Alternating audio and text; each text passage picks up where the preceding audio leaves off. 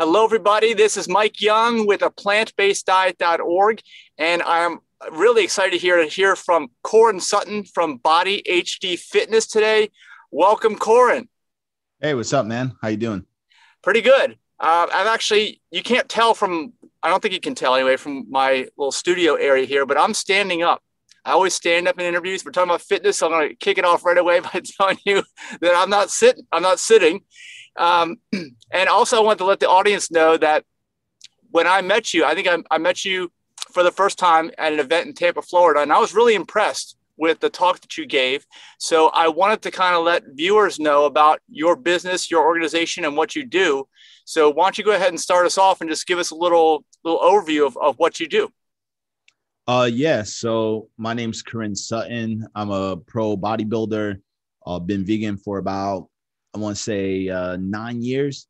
And also I'm a nutritionist, plant-based nutritionist, and a master online fitness trainer, and also the CEO and owner of Body HD Fitness, where I help people transition more into a plant-based lifestyle and make sure that they're getting fit as well in the most optimal way. Yeah. And that optimal way, that's what really impressed me, I think, when I heard your talk, because like, I'm not a bodybuilder, right? I mean, I'll go to the gym, I'll work out just to maintain some strength. I Mhm. tend to eat like a more of a whole food plant-based diet. But like my experience with bodybuilders is a lot of times, or at least I don't know if you consider yourself a current bodybuilder, former, whatever you do, but anybody who's been in that facet, that bodybuilding, it seems like the focus usually isn't on like the whole food plant-based higher level. But I know that you really focused on that in your presentation, and that really impressed me. I was glad to see that.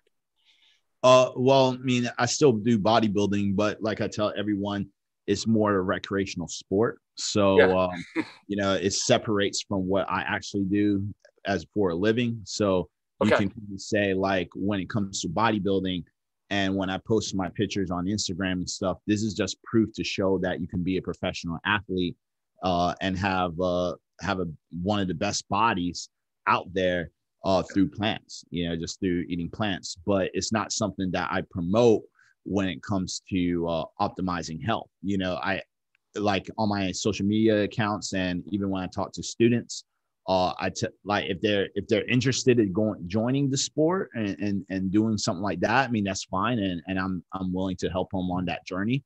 But what I usually do is help a lot of actually a lot of new vegans who transitions into a plant-based lifestyle, and they lose about like 10 to 15 pounds of body fat, and then they're in that plateau, or they're just stuck eating a bunch of vegan junk food because they think that that's healthy for them. So, I mean, in all technicalities, it kind of is, but I always say, like, you're not going to go to Burger King to eat healthy. Like, if you're going to Burger King to eat healthy and you're just buying an Impossible Burger, you're not really doing any justice for yourself. Yeah, I would agree with that. So you basically take on clients from all walks of life, all different types of goals. But it sounds like from what you're telling me is that the message you're usually telling them is it somewhat similar to the message that you're giving to these clients, no matter where they happen to be, or do you customize things? I mean, how's that look? How's that part of Uh, it? Everything's customized to each individual goal. So if someone's trying to build lean muscle mass, we design the programs in that particular way when it comes to the workouts, to the food that they're eating. Uh, the same thing when it comes to losing body fat, or maybe if it's both, everything's customized to every individual goal. So that's what we do. Because the thing is that when people transition more into a plant-based lifestyle, they don't understand that um, the education that we have when it comes to consuming meat is not so simplified as when you transition to a plant-based lifestyle, because majority of people, what they do is if they hear vegan or the word plant-based, they figure that they can eat any types of vegetables, fruits, nut, grains, and legumes at any time they want and as much as they want. And the thing is that it doesn't work that way, because I've been there. Like I used to, when I wanted to try it vegan, I just took out the meat and I just increased my intake of rice and beans and vegetables, and that's all I did. Yeah. And mean, I got significant results by just doing that. But when it came to bodybuilding and learning about more about portion control to really optimize my physique, it's a totally different playing field. Yeah. Okay. And the reason I kind of lucked out with that, and this is what a lot of influencers don't talk about, even some fitness influencers, they don't talk about this, is that because I was already active. You know, I was a very highly active individual. So I already had muscle mass already. Yeah. You know, I was already training a lot already. Yeah. So once I started doing bodybuilding, especially as a vegan, the only changes was just my physique and my presentation. I mean, I was able to build more muscle on a plant-based diet, but because I took out a lot of animal protein out of my diet, which consists of a lot of cholesterol and saturated fat, I kind of like lucked out, you know, and even during my time, there wasn't that many processed foods out there, you know. Yeah. So like by default, I was pushed onto a plant-based diet by default, you know. Yeah. But these days, but knowing these new times, you know, and because there's so many availability and options when it comes to going on a vegan diet, this is where a lot of the people, like I said, like in the beginning, people go to Burger King and they'll be like, I'm just using Burger King as an example, but they'll go there and say, oh, I want to try vegan.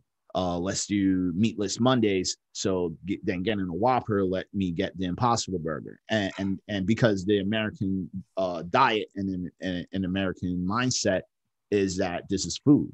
They don't see it as fast food. They don't see it as junk food, because this is something I've talked to my own students about, is that our mythology when it comes to fast food is like, what's the difference? Like, it's just bread, lettuce, tomatoes, and beef, you know, because that's how the commercials kind of put it. It's like 100% Angus beef, you know, like that's how they put it to you.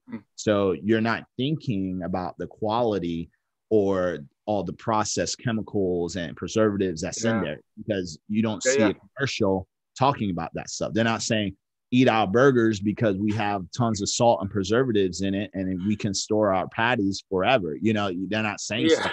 Yeah, the shelf life. Yeah. I mean, like I try to tell people, like, the longer the shelf life, the shorter your life usually, right? If a banana lasts a week, then that's gonna be great. It's gonna be you're gonna be living a long time. Yeah, and that's mostly because people don't understand like chemicals. They don't understand what they can't see, you know, because you don't see preservatives in the beef. You can't see it. You have to put it underneath the microscope and dissect the crap out of it. You know what I'm saying? Yeah. That's the only way you're going to know. And who's doing that before they're eating a burger? Never have. Nobody. Yeah. So this that's just the society we live in. So this is why it's so hard to educate people this, but once they actually try it and they do some their own due diligence and they actually see like what really goes on within these fast food markets, then people are more open to it. But until then, this is why it's so hard for people to open up. But people are, you know. Yeah, well, you mentioned earlier in this conversation that, you know, you've been vegan for, I think, 9 years, 10 years, something like that. And then in the past, you said the default was you're going to eat mostly plants. Like, how has that landscape changed in these 9, 10 years that you've been vegan? And you mentioned vegan junk food, I think. Like, what's going on? What are you seeing these days with all that? Well, where I'm at now is I'm very conscious on what I consume, and I try to make sure that I'm getting all the fiber, vitamins and minerals that I'm actually consuming, because when I first became vegan, and this is the same with most new vegans, is that we just know that fruits and vegetables are good for you. Yeah, so I got this stuff here.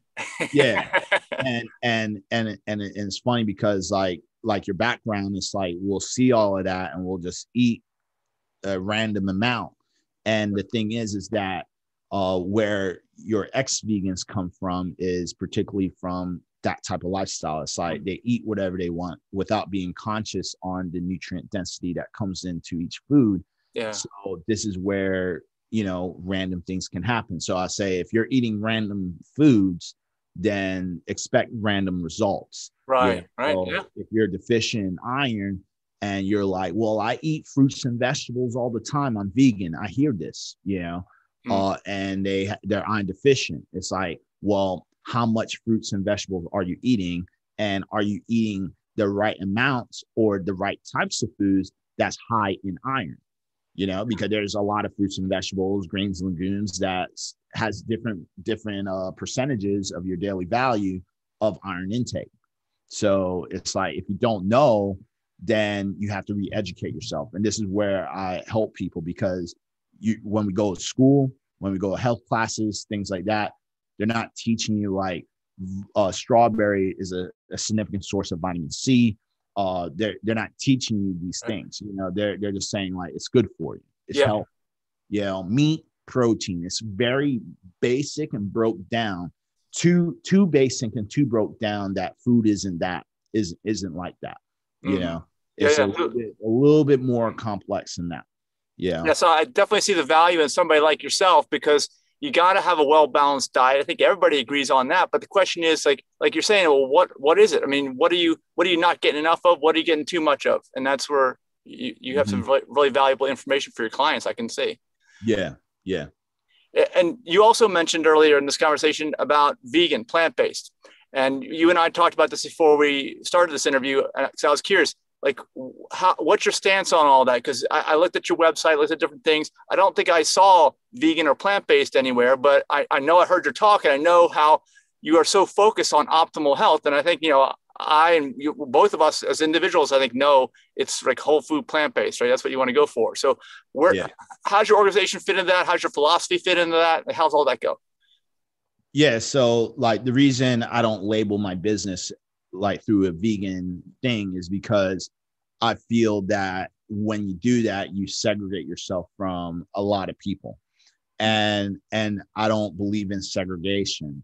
I feel that people should be more open to it. So like, what I do is, the reason it's called Body HD Fitness, because I want everyone's body to be like high def. This is like, was like I think everyone could remember when LCD screens started to come out, and they were like $1,000. They're like, they're HD. So like, that's where the HD came from, right? Yep. Now it's all played out, but I kept it, right? I kept rolling with it.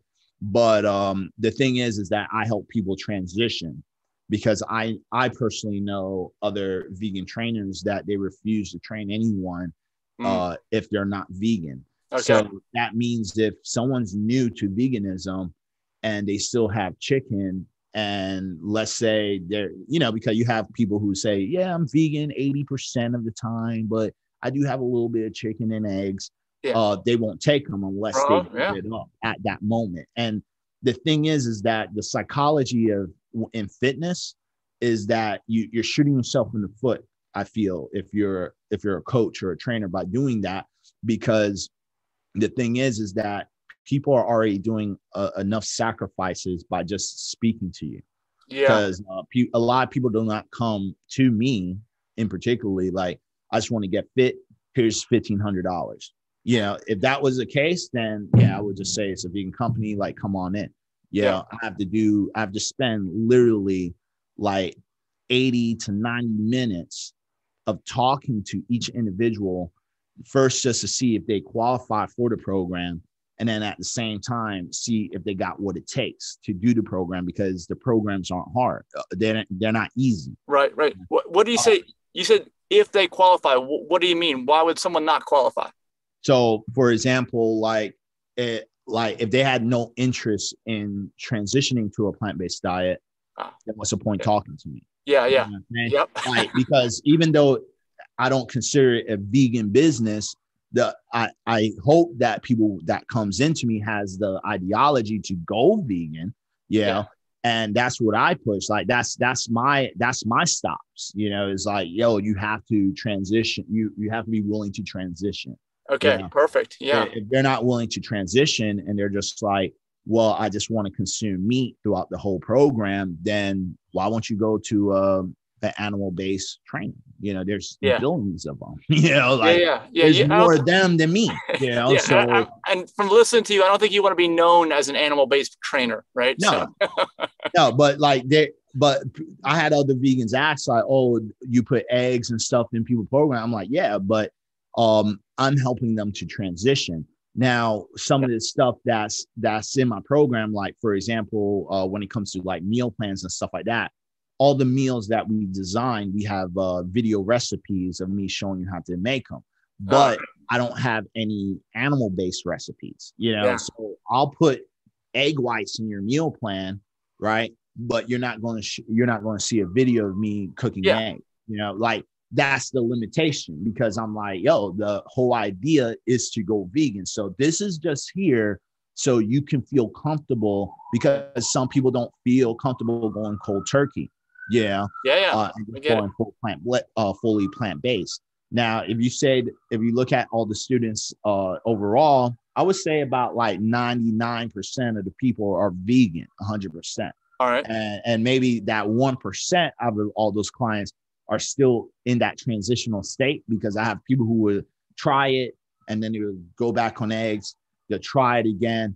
And whatever reasons they keep jumping back and forth, I can't tell you. Yeah, like I don't know. Right. You know, I don't know why they jump back and forth. They just feel uncomfortable. They have these little feelings, but it's an addiction. It's whatever. Yeah. Addiction, habits, all this. Yeah. And I'm totally with you. I mean, it's a journey. It's been a journey for me to get to this point, right? So anybody who, I mean, I like what you say. Anybody who's open to you helping them get to what you know is the ultimate, right? Then get on, then help them out, right? By all means, I would absolutely agree with that. Yeah, and then because I teach classes and stuff like that, and then especially if the classes are about animal byproducts or about veganism, ethics, whatever the case can be, throughout that transitional process and going to the classes and trying out some of the vegan dishes and things like that. Hopefully, like within a month or two, they're like, you know, I see where you're coming from. They're more open to it. They see the results themselves, because not everyone's vegan for the animals. I mean, that's the light you have to face. Yes, I understand. Yep. I think a lot of vegans need to face that light, because there's a lot of vegans who are just closed-minded. Okay. And it's just like, and they have to realize, especially in what I do, not everyone's going to do it for animals for the initial beginning. And people have to accept that.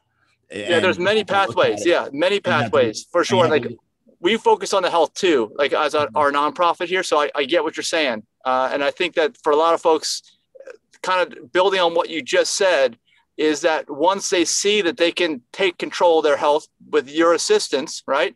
And they see that the results are happening, then they're even more motivated to keep going. Yeah, they're more motivated. They're more open-minded about animals. I mean, even people on my own social media account, they'll tell me like at first it was for health, but following you and seeing how you incorporate both the health and the animal perspective, I'm more open to it now for the animals, you know, and that's the good thing. But everyone expect everyone to be like them, like, because like for me, I went vegan strictly for the animals. Like it was the first thing, all right, you know. But like, but even though it was for animals, I still transitioned, and I did a transitional state myself. Like I went pescatarian first, and then I went vegan, you know, because when I went vegan, Gary Roski was the one who turned me over. Best talk ever. Yeah. And what happened was after his speech, I was still a little skeptical. I mean, everything he said sounded great, but I just didn't know, like, because I was just working out. I was in the military, you know, forever. All the magazines I read, everything I ever read in my life always talked about, you know, you need protein to build muscle. You have to get it from animal byproducts. I mean, that's how I was conditioned. So just hearing this 1 hour speech, it wasn't enough to make me go cold turkey, but it was definitely enough to make me go pescatarian and test the waters. And I saw results just on a pescatarian diet. So once I saw results from that, now I was like, damn, like majority of my diet is plant-based. Yep. Yeah. The only thing I'm eating is the seafood from time to time. Like, so what he's saying is correct, because I looked at it that way. I wasn't just seeing like protein was fish. I was seeing that 80 to 9% of my diet is coming from plants, and I'm getting significant results. So I think everything he's saying, even when it comes to the ethics, makes sense, because even though he was talking about the ethical portion, there was still a part of me that was like, look, like, majority of the world is doing this though. Like, so, I mean, I could see where he's coming from, but at the same time, why has it become so largely accepted for all this abuse? You know, it must be for a reason. But then when I started seeing benefits, I was like, you know what? I think Gary's 100% correct.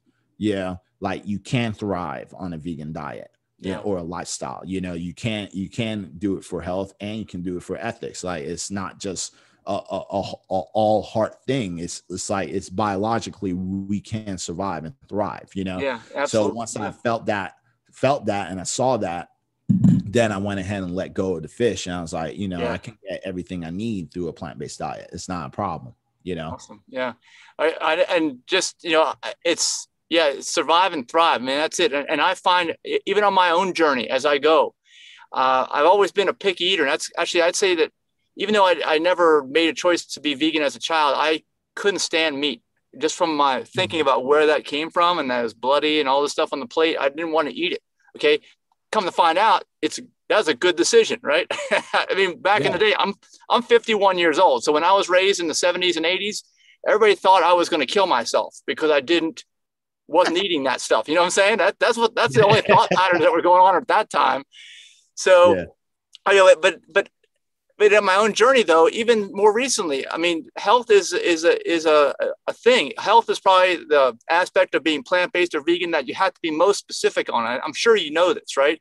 I mean, because you can't just say I'm healthy. There's so many degrees of this. And even with me, if I go and I'm eating real clean, I'm eating mostly whole food, organic type plants, and then I go and eat some vegan junk food, I can feel that. You know, I'm just telling you, because there's different stages of health, and there's different habits your body gets into. And that's why I'm so glad that you have the service here for people, that they can, you know, they can explore at whatever level that they're at, and you're going to help them, and you're going to go up to that highest level too, I'm sure. So if they can get there.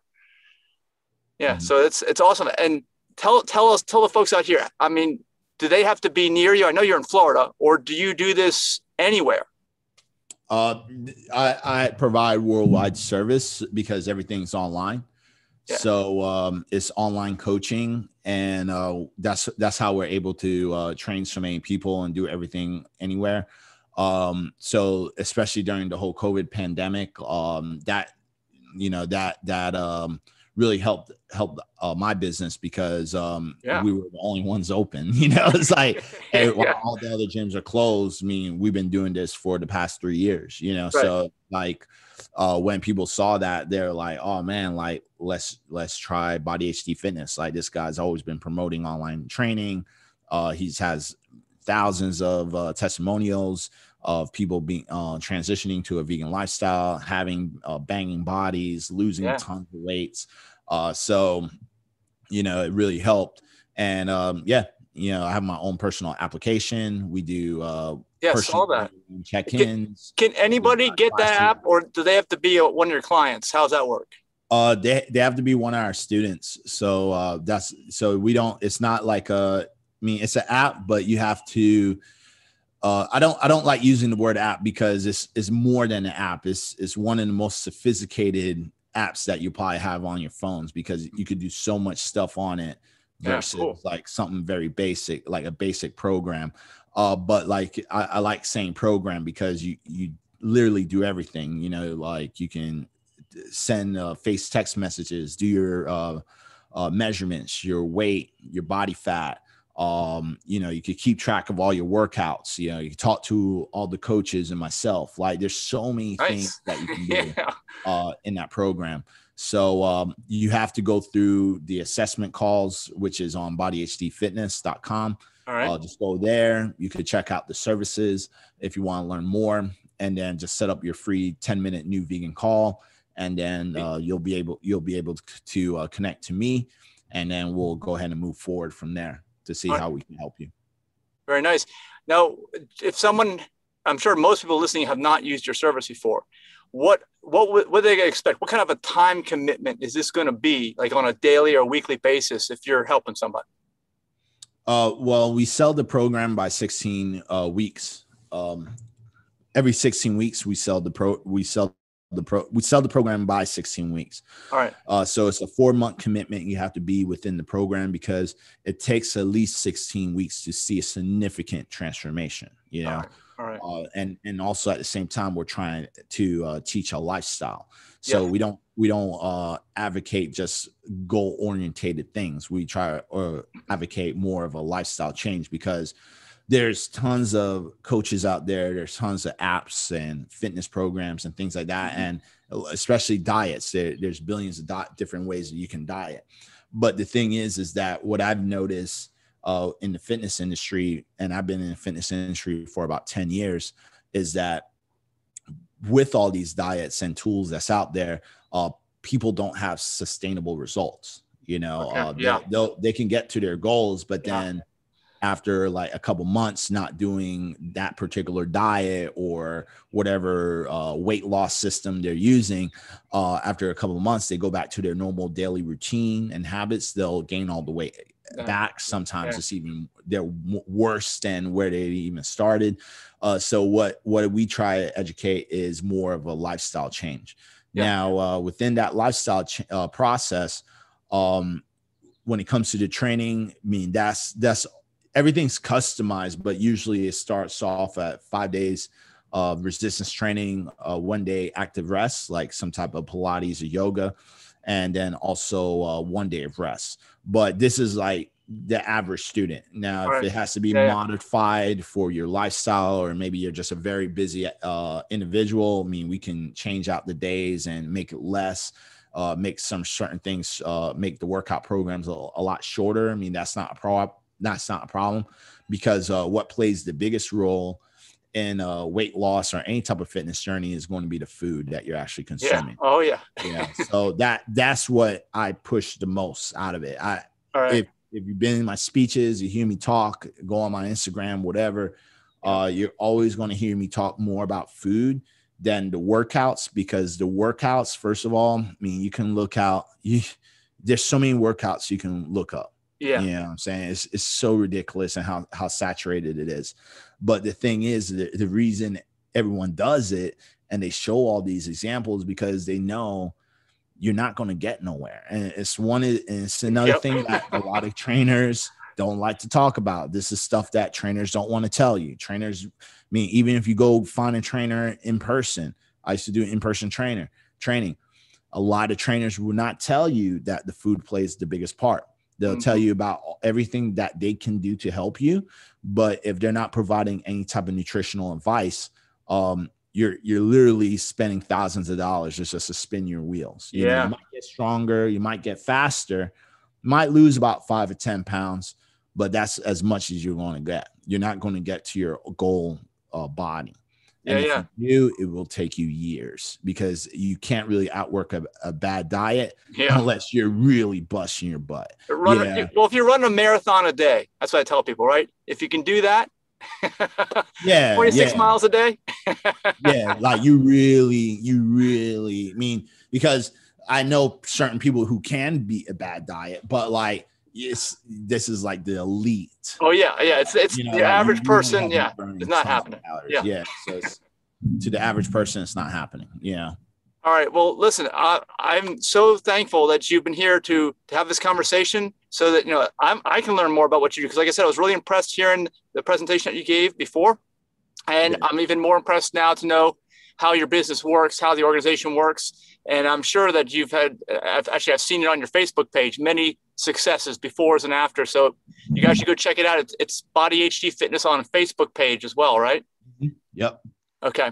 All right. Well, hopefully we'll have you back here again in the future. And anybody who wants to, look in your services, like you said, you give this 10-minute call, right? Is that, you can schedule that on the website? Is that right? Yes. Free 10-minute new vegan call. Okay. Awesome.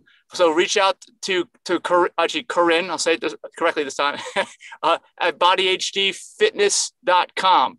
Yep. And yeah, and everybody else, if you're doing great, wonderful. But I'm sure that Corinne can help fine tune you no matter where you are. Because like I know, it's always a journey, and we're always learning more. I don't think this is ever going to stop till the end of time. So, you know, if you want to do better, I guess that's what Corinne is here for. So I'm glad that you're here. No doubt. No doubt. Thank you for having me. Yeah, you're welcome. Have a good one. All right. Peace, man.